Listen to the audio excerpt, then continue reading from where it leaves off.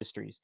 But will finance leadership step up and sort of sanctify that data, saying, as it does with the financial, saying these are the numbers.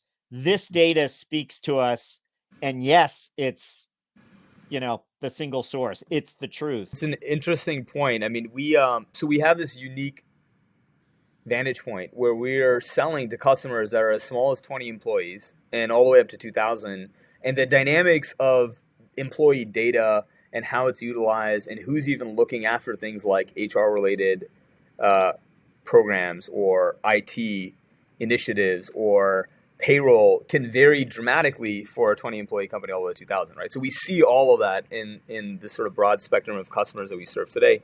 And the point I would make is that there are actually a lot of stakeholders in employee data, right? There's the HR admins and the folks that are on that team. There's the recruiting folks. There's people in IT. There's people in finance.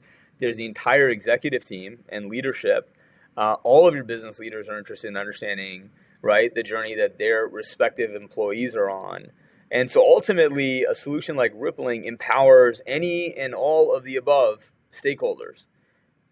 Right? It's not just the story of finance has an ability now to run a report that was a lot harder in the past and now it's easier. It's like everyone has an ability to run reports that they could probably never run before, all of which is available inside Rippling. And if you're an admin or have access, even without admin rights, you have a lot of access to information. Just understand what's happening at the company and how it's scaling.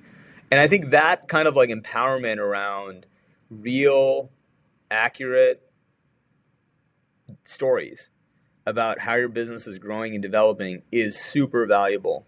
And we are uncovering it because our product is in market and it's providing a service to customers. But I think what customers do with that data, and how they utilize it to manage their business better as they scale in the US or globally or make different decisions about, how they grow their business is probably in its earliest innings and partially, driven by the pandemic.